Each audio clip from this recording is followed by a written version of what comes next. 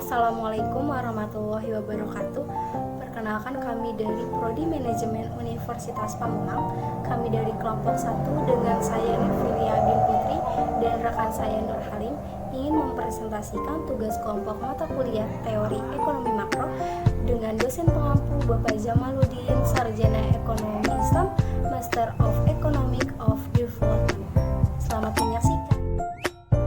Ekonomi makro atau makroekonomi adalah sebuah studi ilmu ekonomi secara keseluruhan. Ekonomi pada makro juga menjelaskan tentang perubahan ekonomi yang mempengaruhi masyarakat, perusahaan, dan masyarakat. Lingkup ekonomi makro.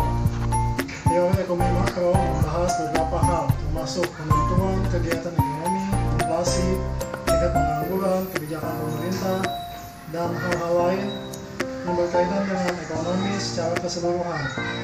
Mengacu pada pemahaman ekonomi makro di atas, berikut ini adalah ruang lingkup ekonomi makro.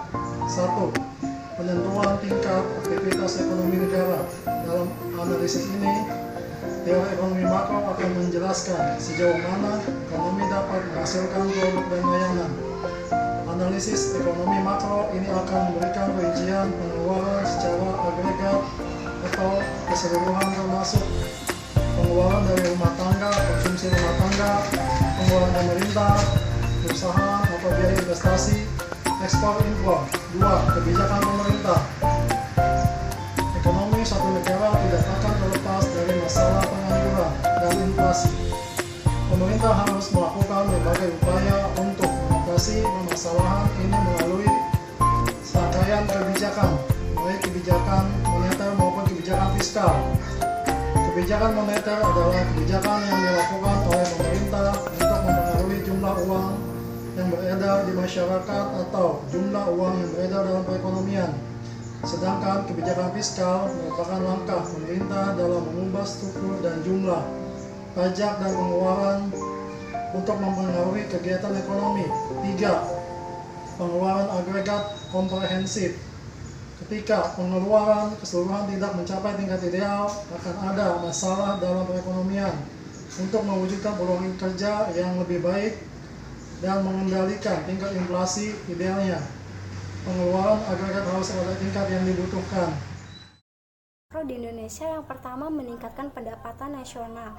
Dengan mengetahui pendapatan nasional, pertumbuhan ekonomi negara bisa diukur secara baik. Selain itu, kebijakan-kebijakan ekonomi yang efektif dan efisien dapat meningkat pendapatan nasional Indonesia secara signifikan.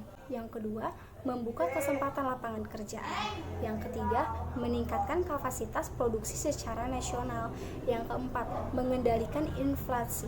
Jika inflasi terjadi, pertumbuhan perekonomian di Indonesia akan terhambat dan berpengaruh pada kenaikan harga barang yang sangat tinggi, peningkatan pengangguran, serta penurunan nilai mata uang. Yang kelima, menjaga kestabilan ekonomi. Yang keenam, menyeimbangkan neraca pembayaran. Tujuannya diperlukan adanya analisis ekonomi makro di Indonesia adalah untuk menyeimbangkan neraca pembayaran luar negeri. Ilmu makroekonomi. 1. Ilmu yang mempelajari perilaku keseluruhan perekonomian. 2. Ilmu yang menganalisis pertumbuhan jangka panjang, seperti pergerakan siklus dan output total, pengangguran dan inflasi, penawaran uang, perdagangan internasional dan keuangan. Ekonomi makro pada pengembangan bisnis. Dalam sebuah bisnis, ekonomi makro berperan dalam menganalisis metode atau cara terbaik yang memengaruhi kebijakan sasaran seperti stabilitas harga, pertumbuhan ekonomi, tenaga kerja, dan pencapaian keseimbangan.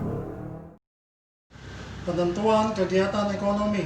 Analisis mengenai penentuan tingkat kegiatan menunjukkan bagaimana permintaan agregat dan penawaran agregat akan menentukan tingkat kegiatan suatu perekonomian.